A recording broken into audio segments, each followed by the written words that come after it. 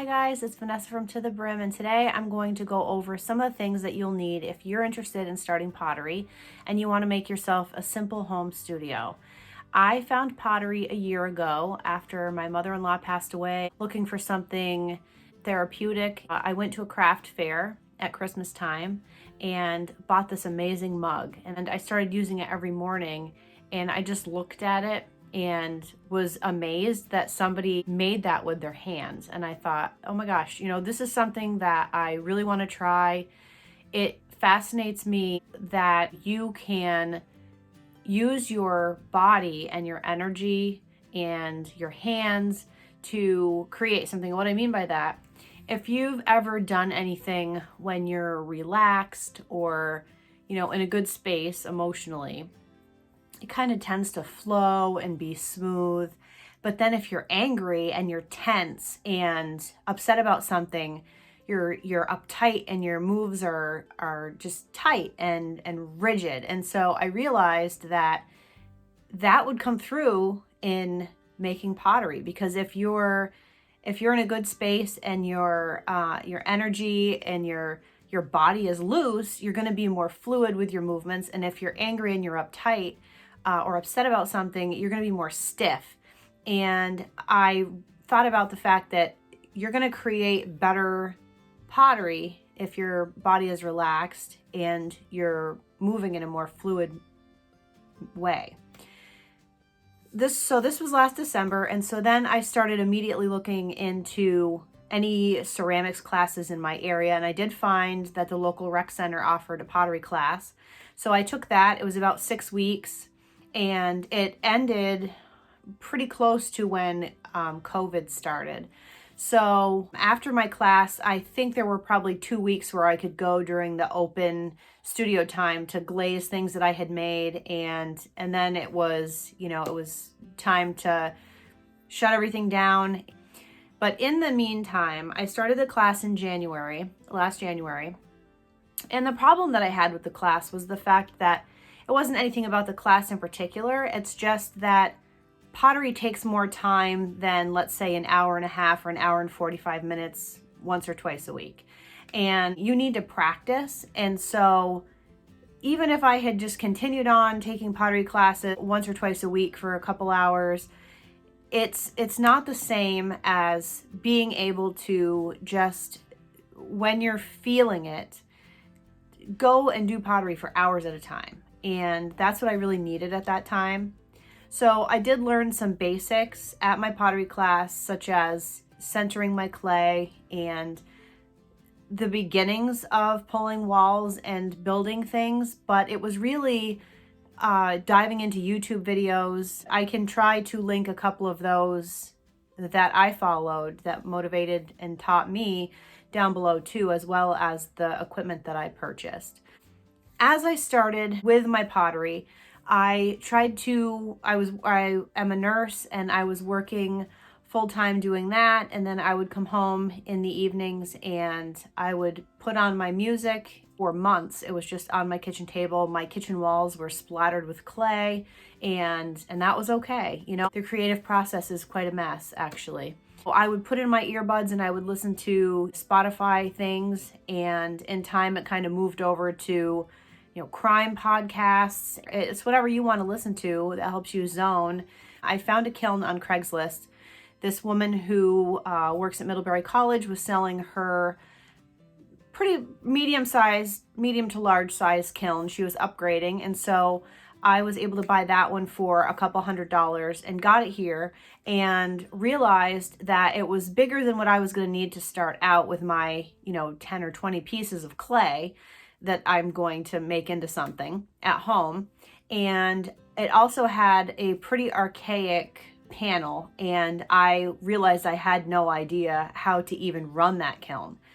The other thing that I needed was the 240 outlet that you need to plug the kiln into.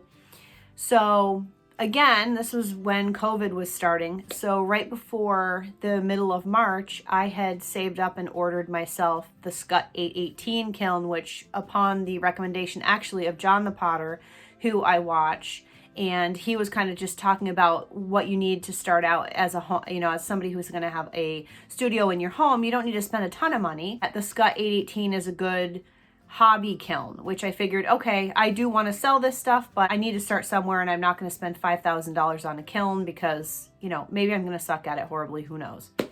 So I ordered my kiln that took months and months and months to get here. And that kiln has the electronic panel, which makes it super easy to program. You can see exactly what the temperature is on the inside. You can see the process as it goes on of your bisque or glaze kiln and exactly what temperature the kiln is at. And it helps when your kiln has finished its cycle to see what temperature it is, so you know when you can prop the lid open or open it or touch your stuff.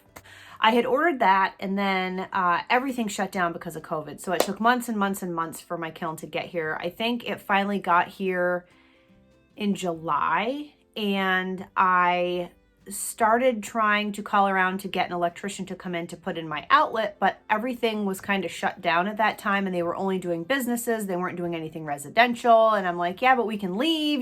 We won't even talk to you. Just come in and do it. And they said no. I don't think it was until August that I finally had my outlet put in and was able to run my kiln for the first time. So in that time, I had months and months and months. I mean, I had from January until August essentially to build things, make mugs. I had probably 50 to 75 mugs that were dry and ready to go. And in that time, I was improving my skill level. And some of that first stuff that I made, I just kind of scrapped because it was kind of trash by the time I was able to use my kiln. My pulling, handle pulling was a lot better. My walls were a lot thinner. My forms were a lot better. And so that was the other thing that I didn't like about my pottery class. And I don't think it wasn't anything to do with my pottery class in particular. I just think that it's kind of just the way that it goes, because you are there for such a small amount of time. And by the time the class was over, the very, very, very first things that we made that were absolutely horrible were the only things that were actually finished. They had gone through the bisque fire and the glaze fire and were things that we could actually take home. Were just those first really horrible things that we made that were lopsided and wonky. And,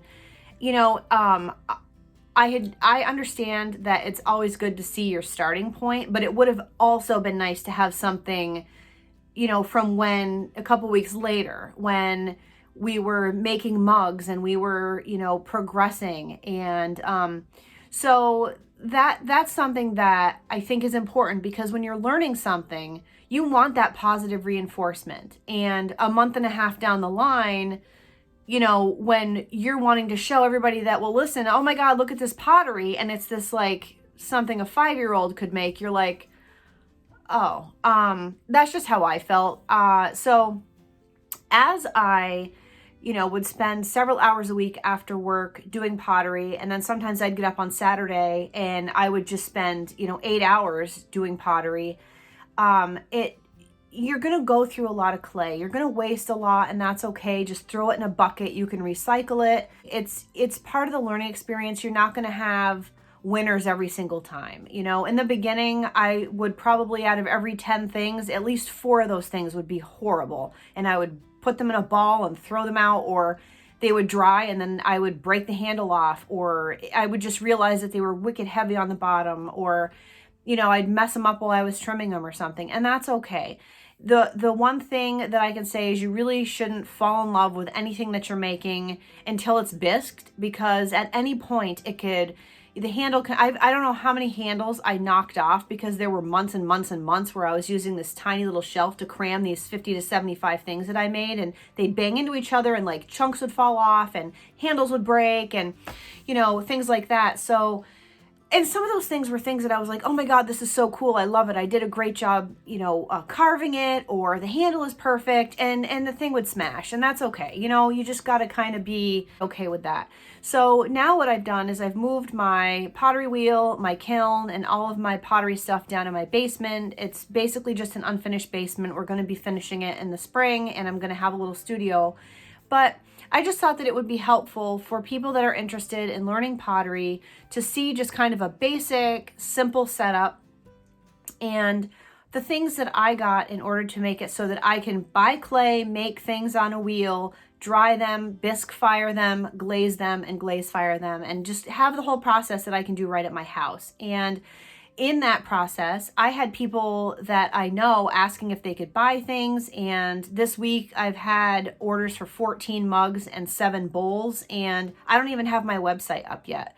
So don't be afraid to put pictures of your things on Instagram and really kind of network, because this is the time where you're not really able to network socially. It's all online for the most part. And I don't even know if the craft fair that I want to participate in is going to happen this year. And so I'm okay with that, because I am already picking up, in the amount of customers that I have and the amount of things that are being ordered. I've basically outlined the pottery wheel, the kiln, the tools, the bat system that I have, and just some basic tips and tricks for you if you're interested in getting into pottery and you want to try to have a little studio at your home. It's not that hard. It's not terribly expensive. If you don't have the money for a kiln, that's okay. A lot of local rec centers do have a kiln that you can use. It might cost a couple dollars to do that, but it's a lot cheaper than a kiln if you can't afford it, or if you have a small apartment and there isn't any room for it, or you can't have one wired, things like that.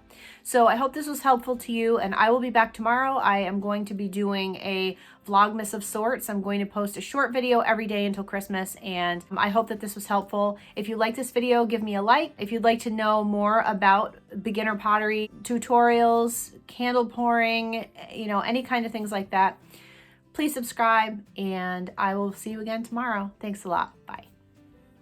This is my Artista speedball wheel. I've had it for about a year now, and I'm going to link that as well as this bat system. And I have a lot of these extra bats that make it very easy once you throw to be able to have several things drying at once. This is my kiln. It's a Skutt 818, and it has 3 levels to it. I have some dry things in there already, and an electric panel, which I really like because I have no idea what I'm doing.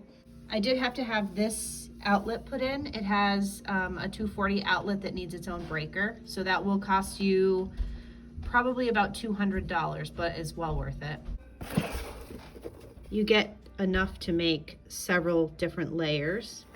It also comes with your half shelves, whole shelves, and kiln wash, which is important to use so that if you have any drips, nothing sticks to your shelves.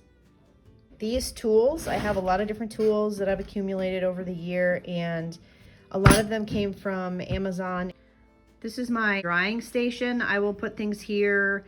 I will put handles here that have been pulled and are setting up. I will attach handles over here in this little area, and I will move things over here to finish drying once they come off the bat. And it's kind of near a window. It gives some fresh air, and it's basically the same material as the bats. I'm basically just trying out multiple different colors and textures. If you go to some of the websites that I'm going to link below, they usually will have, one of the brands will have 25% off or 20% off, and you can sometimes get a pint of glaze for $8, which is really great when you're starting out. I'm trying to get into slab building as well, and this I found on Amazon. I will link that as well. It is an adjustable roller, so you can decide what thickness you would like your clay, and you can roll a slab out with this.